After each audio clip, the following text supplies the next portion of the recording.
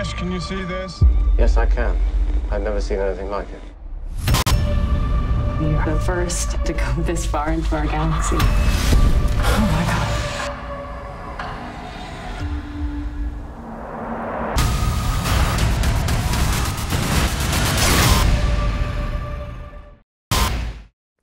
네, 안녕하세요. 오늘 정말 많은 분들이 기다리셨을 것 같습니다. 1979년 이후로 근 40년 만이죠. 에이리언이라는 이름을 달고 리들리 스콧 감독이 진짜 이야기를 하러 돌아왔습니다. 에이리언 커버넌트 스페셜 에디션, 영화를 알고 보면 더 재미있는 이야기들 지금부터 시작하도록 하겠습니다. 오늘 이 자리에는요, 에이리언을 정말 사랑하시는 두 분 함께 모셨어요. 저는 맥스무비 박혜은 편집장이고요. 안녕하세요. 괴수 영화를 중심으로 영화 블로그를 운영 중인 괴수의 왕이라고 합니다. 여러분 만나뵙게 반갑습니다. 반갑습니다. 네, 엉준이라고 하고요. 영상으로 주로 영화 리뷰를 하고 있는 영화 리뷰어 엉준입니다. 네, 본격적으로 에이리언 커버넌트에 대해서 이야기를 하기에 앞서서 영화를 알고 보면 더 재미있는 이야기 먼저 시작해 보도록 하겠습니다.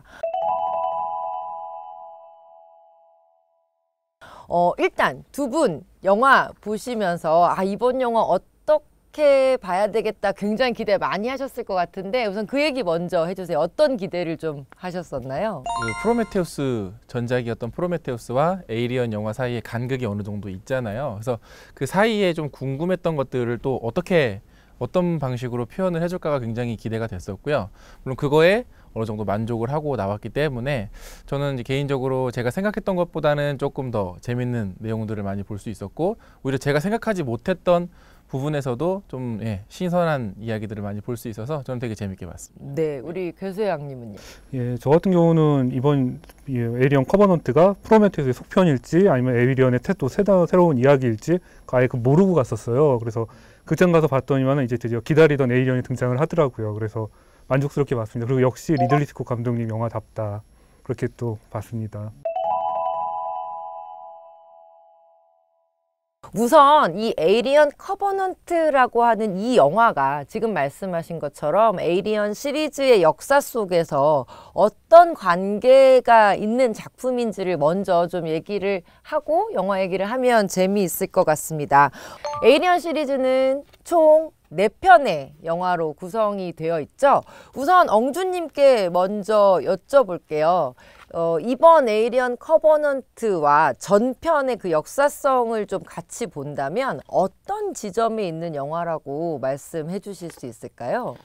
일단 기존의 영화에서도 사실 많은 부분들이 다뤄지긴 했지만, 특히 이번 같은 경우에는 이제 이 웨이랜드라고 하는 회사가 조금 약간 더 기존의 에이리언 영화들에 비해서 조금 더 부각이 됐던 것 같아요. 그래서 에이리언 1편보다는 좀 2편에 있는 여러 가지 어떤 설정들이라든가 어떤 그 감정들, 그런 것들이 조금 이번 에이리언 커버넌트에서 좀 많이 녹아났다라고 생각을 좀 많이 하고 있습니다. 네. 우리 괴수양님은 어떠셨어요? 저 같은 경우는 일단은 전작 프로메테우스를 또 이렇게 오랜만에 나왔던 에이리언 또 리들리 스콧 감독의 속편이었잖아요. 그리고 프리퀄 앞이야기인데 그 뒷얘기가 나올 거라고 생각을 못하고 봤었어요. 근데 영화에서 언급이 많이 되더라고요. 그리고 프로메테우스를 봐야지만 또 이 에이리언 커버넌트에 대한 내용 확실히 알 수 있어서 그리고 좋았습니다. 그리고 제 개인적으로는 이번 이야기를 이렇게 유출을 하다 보니까 에이리언 1탄은 어떻게 될지가 이제 짐작이 가더라고요. 왜 에이리언 1탄에서 이런 에이리언이 나오잖아요. 그래서 어떻게 나오게 됐는지를 이제 알게 됐어요. 그것만으로도 좀 상당히 만족스럽게 봤습니다. 우선 프로메테우스라는 이 제목에 대해서 어떻게 좀 해석을 하셨는지 엉준님 들려주시겠어요? 일단 이번 작품 에이리언 커버넌트도 그렇고 프로메테우스도 그렇고 어떤 그리스의 신화나 혹은 고전에서 많이 이제 영감을 받아서 작품을 만드셨잖아요. 특히 프로메테우스 같은 경우에는 이제 인류에게 불이라고 하는 것을 또 이제 선사를 하는데, 이 불이 뭐 무기가 될 수도 있고 무언가를 창조하는 창조의 어떤 힘이 될 수도 있는데, 과연 그것들을 이제 어떻게 너희들은 다룰 것이냐 라는 어떤 묘사를 이 영화를 통해서 굉장히 잘 표현을 하셨던 것 같아요. 그렇죠. 인류에게 불을 선물했다는 이유로 평생 벌을 받는 그 인물이라는 점에서 이 프로메테우스라는 이름이 주는 의미 굉장히 의미심장할 것 같은데요. 우리 얘기는 많이 나왔는데 이 엔지니어라는 이 설정에 대해서도 미리 알고 보면 되게 재미있을 것 같아요. 예, 일단은 엔지니어가 등장을 한 거는 에이리언 1편에서 스페이스 자키로 거기 이렇게 보면 큰 화석같이 이렇게 굳어있는 상태로 등장을 했었어요. 근데 가슴에서 뭐가 튀어나와 있는? 상처, 이거 튀어나온 자국은 있는데 그게 정확히 뭔지는 설명이 영화에서는 안 나왔어요. 1탄에서. 그런데 그거에 대한 설명이 드디어 이제 한참 뒤에 이제 프로메테우스에서 나온 거예요. 거기서 보면은 이 엔지니어들이 인간을 창조를 했어요. 자신을 담게 창조를 했고 그러다가 결국에는 또 파괴를 하려고 해서 에이리언을 또 보내는 설정으로 나오거든요. 스페이스 자켓 이 코끼리 모양 헬멧이 있어요. 헬멧이 이제 그게 이제 우주복이었죠. 근데 맨 처음에는 이게 아예 그 외계인의 모습으로 그걸 코끼리였다 생각을 했었는데 이게 이렇게 헬멧이었고 벗고 나니까 안에 우리 인간을 닮은 또 새로운 또 존재가 있잖아요. 신이 있는 거잖아요.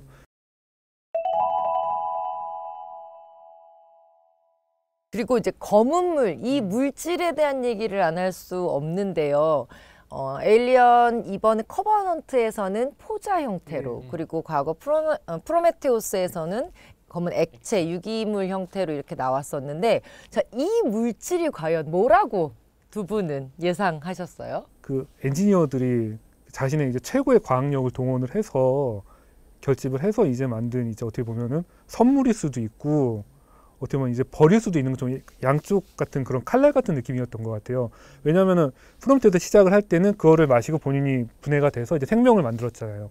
그런데 이게 또 에일리언 커버넌트나 뒤쪽을 보면은 에이리언을 만들어낸 이게 또 가장 무서운 또 생물 병기거든요. 그러니까 양날의 좀 검이라고 그래야 되겠죠. 그런 식의 또 의미도 또 있었던 것 같아요. 엉준님은 어떠셨어요? 일단 저는 아주 진보된 형태의 4차 산업의 결과물이라고 봤습니다. 어떤 나노과학이라 그럴까? 어떤 진보된 그러니까 엔지니어가 정말로 진보된 문명을 가지고 있구나라는 것을 묘사해준 좋은 소품이라고 좋은 장치라고 생각을 했고요. 특히 이제 이번에 나왔던 검은 포자 같은 경우에는 또 이제 미세먼지 경고를 하는 건강에 또 경고를 하는 어떤 그런 메시지가 또 나름대로 담겨 있지 않았나. 커버넌트라고 얘기하는 이번 제목의 의미에 대해서도 좀 미리 짚고 넘어가 볼까요? 어떠셨어요? 커버넌트 뜻이 이번에 뭐 계약, 약속 이렇다고 그러더라고요. 그래가지고 어떻게 보면은 저희 그 커버넌트를 타고 가는 그 2,000명의 사람들이죠. 그리고 15명의 승무원들 그 사람들이 이렇게 새로 식민지와 별을 가는데 그 별에 대한 기대라고 생각했어요. 어떻게 보면 노아의 방주를 타고 가는데 방주에 비교한 게 있더라고요. 그래서 어떻게 보면 좀 종교적인 면도 보였고 종교적인 뭐 신과의 약속, 그래서 새로운 신천지를 찾아가는 좀 저는 개인적으로 좀 그런 의미로 좀 받아들였습니다. 저도 처음에는 그런 의미로 생각을 하고 봤어요. 그런데 이제 보다 보니까 이 계약이 인류와 어떤 식민지를 개척하는 거의 계약이 아니라 미리 숨어있던 이 데이빗과 이 대기업과의 어떤 계약 조건상 의도된 어떤 항해였지 않았나? 라는 좀 여러 가지 좀 중의적인 해석이 가능한 그런 제목인 것 같아요. 네, 웨이랜드사가 이번엔 정말 중요한 이름으로 등장을 합니다. 우선 우리 괴수의 왕님께서 지금까지 제가 에이리언 시를 전부 다 봤더니만은 시리즈 전부 다 해서 다 웨이랜드가 나오더라고요. 근데 이번 편에서 확실하게 그 진짜 음모가 뭔지가 드러난 것 같아요. 프로메테우스를 통해서 처음으로 이제 웨이랜드 회장의 모습이 나타났고요. 그리고 어떤 야욕을 가졌는지도 우리가 볼 수 있었거든요. 근데 이번 영화에서도 처음에 등장을 하시죠. 좀 젊은 모습으로 등장을 하셔서 아마 뭐 예상하기로는 데이빗을 처음 만들고 나서의 이제 모습인 것 같은데 어떤 이제 사실 로고도 보시면 아시겠지만 약간 날개 어떤 뭔가 이제 신을 향해 날아가는 어떤 그런 모습을 좀 형상한 느낌이 좀 들어요. 그러니까 스스로 인간이지만 신이 되고 싶은 존재였지 않았나라는 생각이 좀 들고 그런 그 어떤 자신의 목적을 물론 프로메테우스에서는 제대로 이루지는 못했지만 데이빗이라고 하는 자신의 어떤 피조물을 통해서 계속해서 이루려고 하는 어떤 모습이 아닐까. 그래서 좀 더 섬뜩하다라는 생각이 좀 들었었어요. 네. 글쎄 이게 뭐라고 해야 되죠? 인간들의 희망, 좀 그리고 힘들 때 어머니한테 의지하고 싶고 그런 좀 이렇게 이렇게 인간으로서 좀 나약한 모습이나 희망 같은 거를 담아서 일부러 AI 컴퓨터를 좀 그런 이름을 지었다고 생각을 했어요, 개인적으로는. 저는 그래서 처음 마더라는 호칭을 이용해서 딱 들었을 때 되게 반가웠어요. 왜냐면은 기존의 에이리언 시리즈에서도 인공지능을 마더로 표현을 하면서 이제 얘기를 하다가 없었다가 다시 이제 등장을 했잖아요. 근데 되게 이름을 그러니까 되게 잘 어울리게 지은 것 같아요. 커버넌트가 아까 말씀하셨던 것처럼 어떤 방주 같은 역할이 있어서 정말로 어떤 인류의 기준으로 따지면 방주의 엄마 같은 뭐 어떤 보호자 같은 그런 의미였지만 사실 이 영화를 보고 나오면 드는 생각은 과연 인류의 마더인가? 혹은 다른 누군가를 위한 마더는 아닌가? 에이리언을 위한 마더는 그렇겠죠. 아닐까. 네. 그러네요. 네, 그런 의미가 또 마찬가지로 또 중의적인 의미가 있어서 아마 보고 나오면 처음에는 엄마지만 나중에는 그 엄마가 네, 누구의 엄마인지. 네, 무서운 새 엄마가 또 되지 않을까. 커버넌트에 대한 이야기를 본격적으로 시작하기 앞서 이 정도 이야기를 먼저 알고 영화를 보면 훨씬 재미있을 것 같아서 말씀드렸습니다. 이제는 본격적으로 챕터 2에서 에이리언 커버넌트에 대한 이야기 진행해 보도록 하겠습니다.